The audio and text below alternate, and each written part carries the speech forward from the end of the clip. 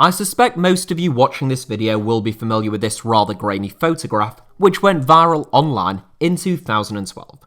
A large number of you will probably be familiar with this one as well, which also went viral towards the back end of 2020, accompanied by the caption Santa Cruz fan alongside the first image and Santa Cruz president by the second. Don't worry if you're unfamiliar with either or both of them, all will soon become clear. Though, you might be thinking, well, you've rather given the game away there, Alfie. Clearly, the guy went from being a sad-looking, lonely fan of Santa Cruz in 2012 to being the president of the club in 2020, where he has seemingly won a trophy of some description. And though he's still rather lonely in the second photograph, he doesn't look quite so sad about it, presumably because he is just recreating the 2012 photograph to juxtapose the two against one another. Case closed. An interesting meme. Can we get on with talking about the transfer window and the start of the Premier League season again now, please? Well, I mean, you certainly can, but I'm afraid I cannot. When I see a meme or photograph like that, I find it difficult to just take it on face value and accept the information provided, whack a like or tag someone, and move merrily on with my day without finding out any further information. Those of you who are familiar with this channel and have been subscribed for more than a few months will be very familiar with that fact. In the past, I have made two videos very similar to this one. One going into detail about the dark truth behind this iconic World Cup moment when Zaire defender Mwepu Alunga ran up and smashed a free kick Zaire were supposed to be defending against Brazil downfield, which is one of my favourite videos that I've ever made. And even more recently, this video about this photograph from the professional game in China which went viral, with a caption alleging that the owner of the club had forced the manager to play his son, despite the fact that his son seemingly wasn't in the right physical condition to play professional football.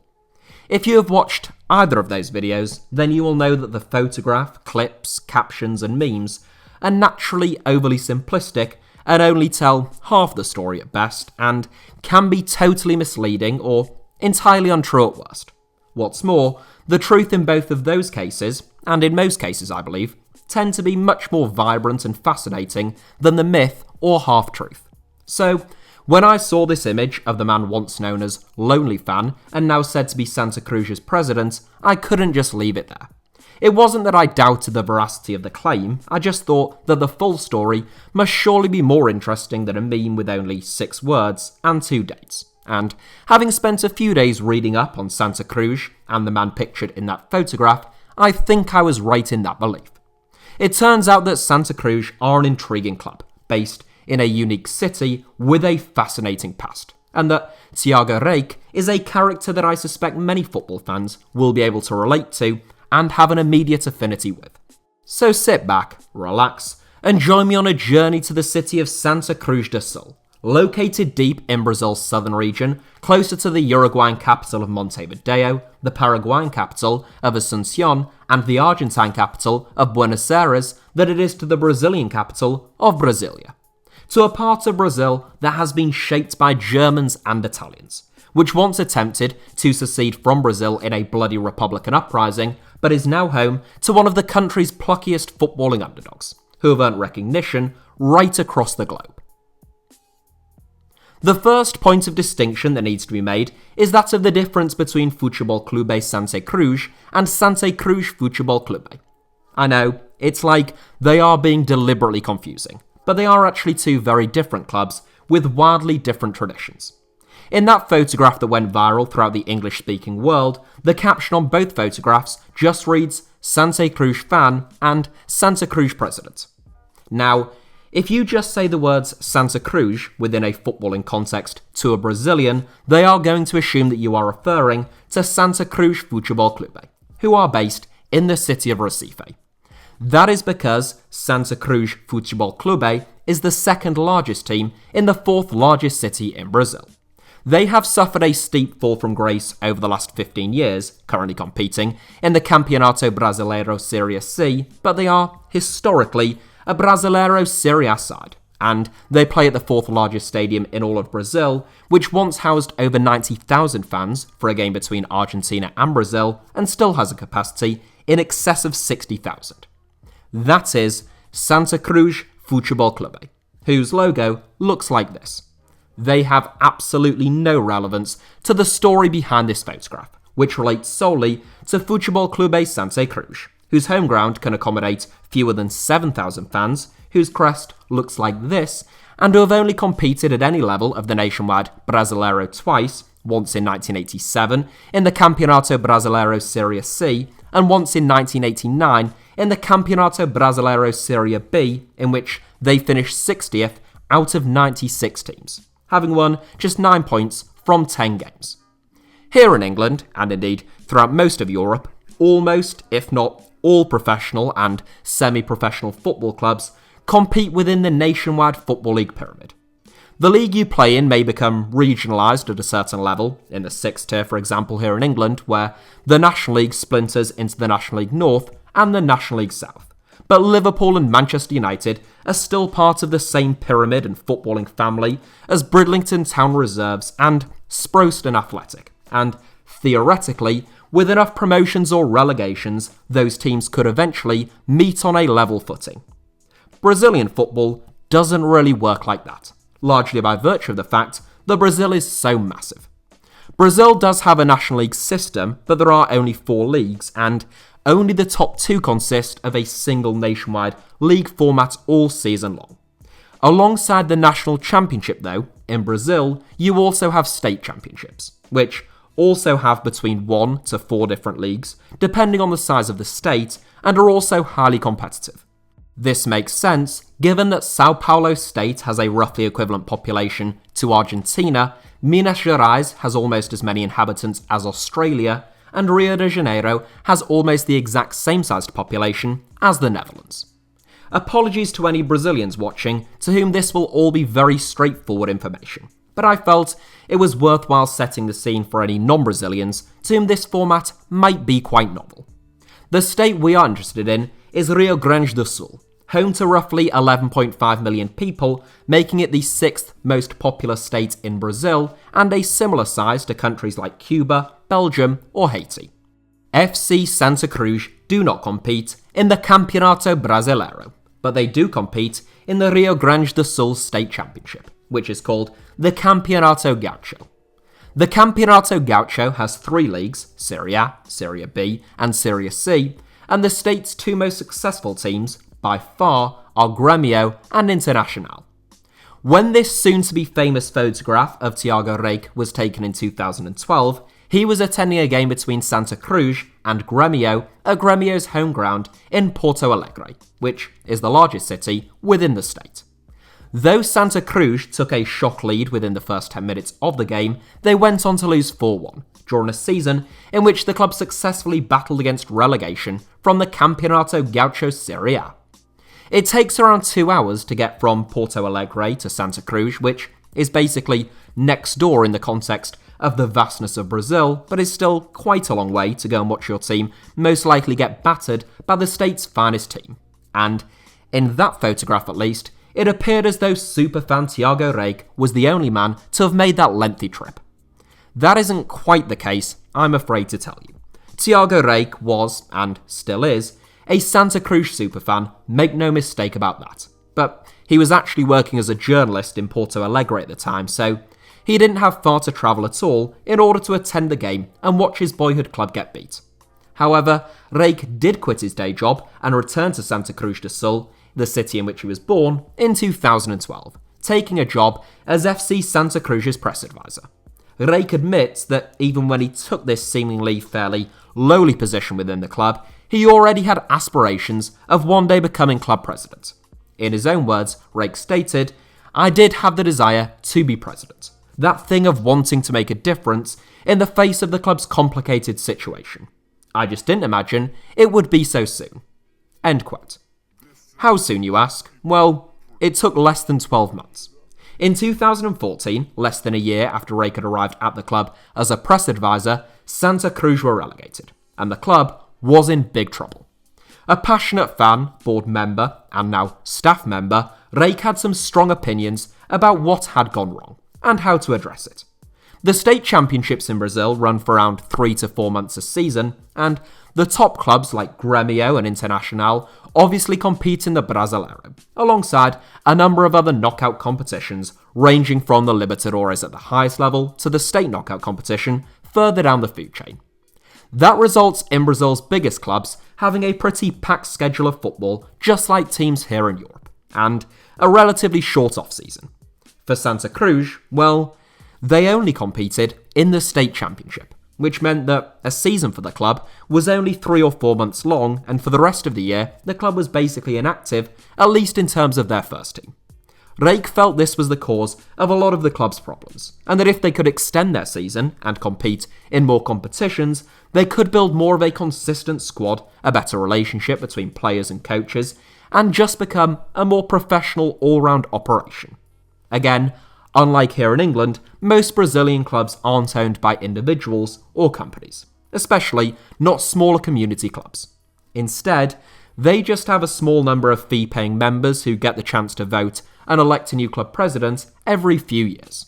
It's not really all that different to the way in which Barcelona or Real Madrid elect presidents through their socios, just on a much smaller scale. Rech was clearly passionate about the club, he had some bold new ideas, and the club was certainly in need of change. So the members voted for him in 2014, shortly after Santa Cruz had been relegated. His first step to extend Santa Cruz's season was to enter the Copa FGF, which is short for the Copa Federação Gaúcha de Futebol. Well, that is the competition's holding name, if you like, where at a company, it actually tends to have a unique new name every season, honouring a fallen legend of the local game. The Copa FGF is open to any Campeonato Gaúcho team, so it is basically like a League Cup for each state, except the top teams like Gremio and Internacional tend to enter youth teams because their first team have other commitments to fulfill whilst the competition runs. We do actually have an English equivalent of these regional FA knockout competitions, but you're unlikely to be too familiar with them unless you follow the non-league game. For all of his bold new ideas though, Rech couldn't make a success of things at Santa Cruz. The club was simply hemorrhaging too much cash, and Rech, aged only 27 at the time, had very little experience within the administrative department of running a football club. He took out loans totalling 70,000 Brazilian real, which is equivalent to almost £10,000, which he personally injected into the club to try and keep them afloat.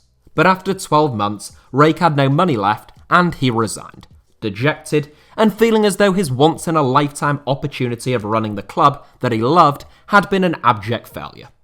At this point, it's worth talking just a little bit about that football club.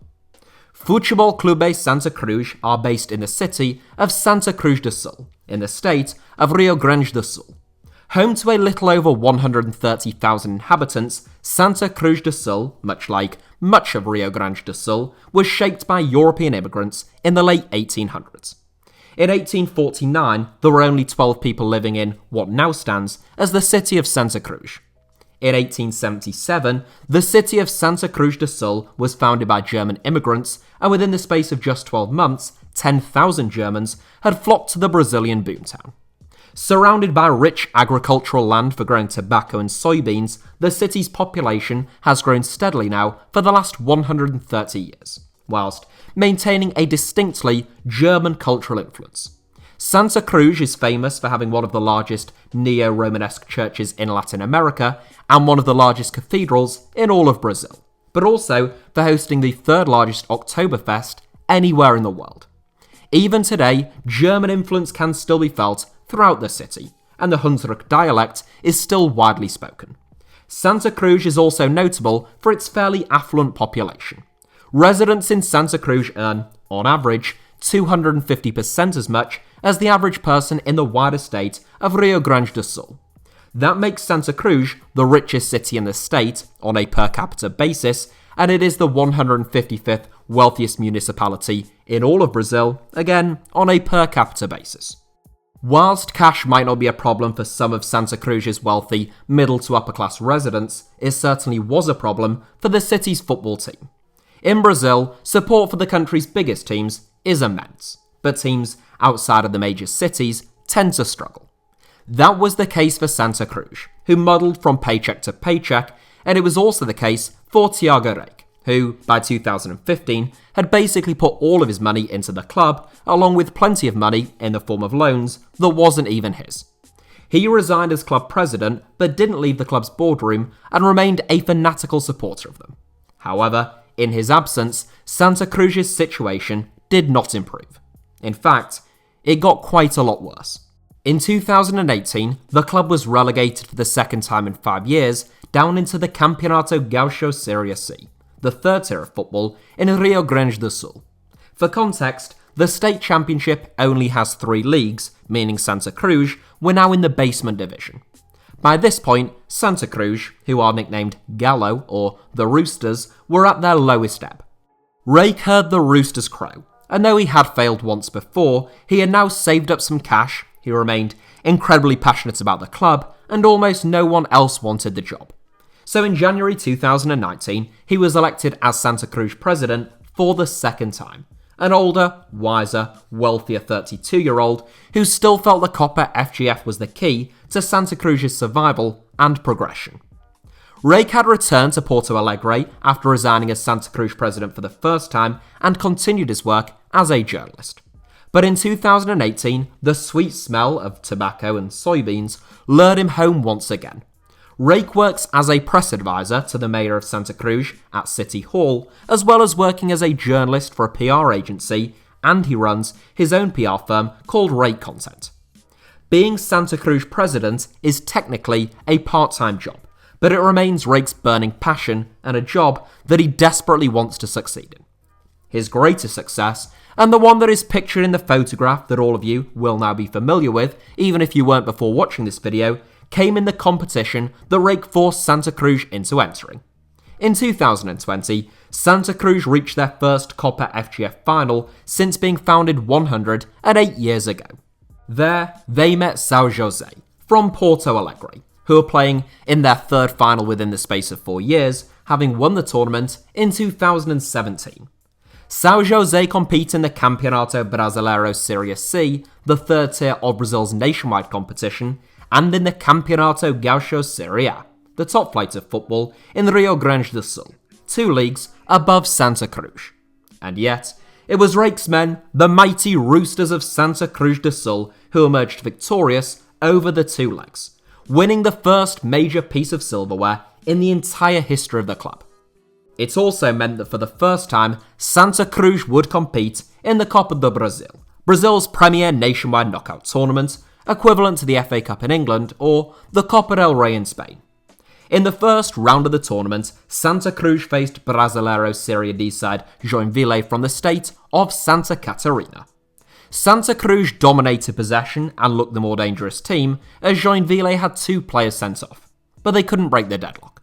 The game ended 0-0, and due to the queer way in which the Copa do Brasil works, that meant that Joinville progressed by virtue of the fact that they were the best ranked team according to the CBF.